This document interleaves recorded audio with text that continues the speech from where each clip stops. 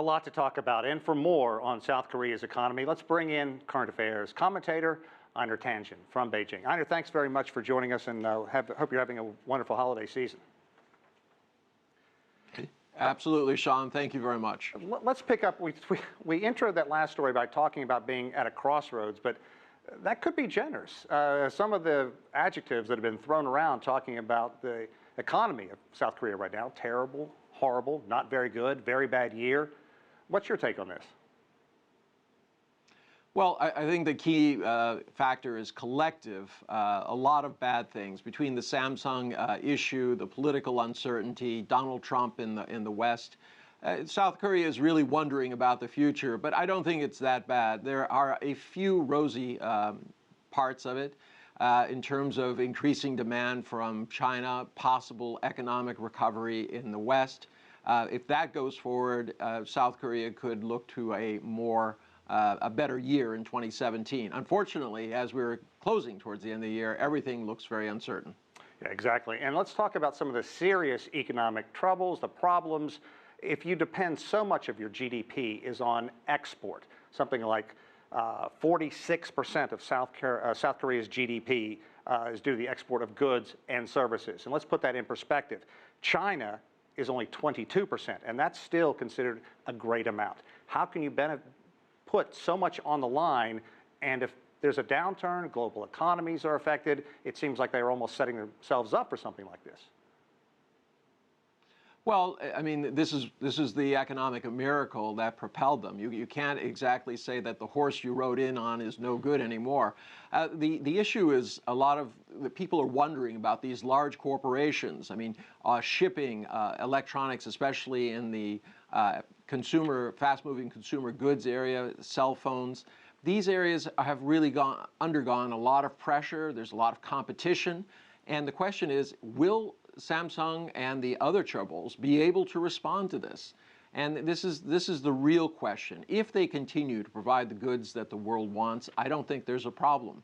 But this lack of innovation, too big to fail, scandals, this battery thing, this really has hurt the brand image of South Korea, which has been up to this point very carefully crafted. If you look at the K-pop and how that has been used to export the soft image of South Korea. Well, let's also, we have to talk about the political scandal as well affecting the economy. Do you think that we will see a dramatic improvement if and when the current president steps down or is impeached?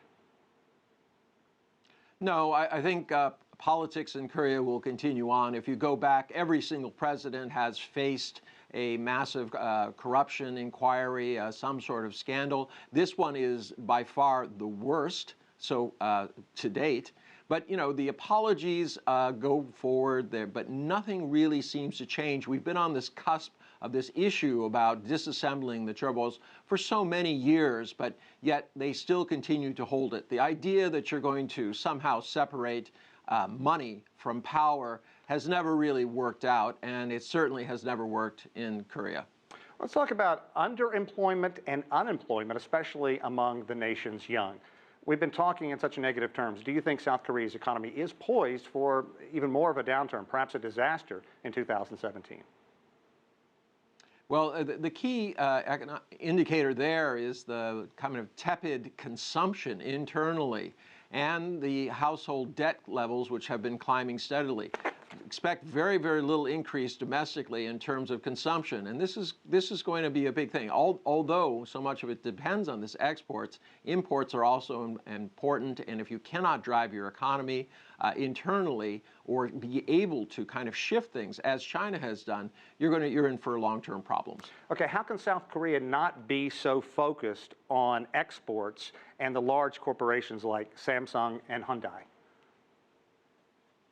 Well, at this point, it's very, very difficult. They can try to bring, everyone's trying to bring jobs back home and all of this type of situation, but it's not as easy to disassemble the global supply chain, nor is it easy to live with the consequences of that. So I think South Korea is really stuck in this idea where they either get very competitive and they start producing the goods that are necessary to buoy their economy, and then slowly over the years try to change the way that they do business, bring more things home.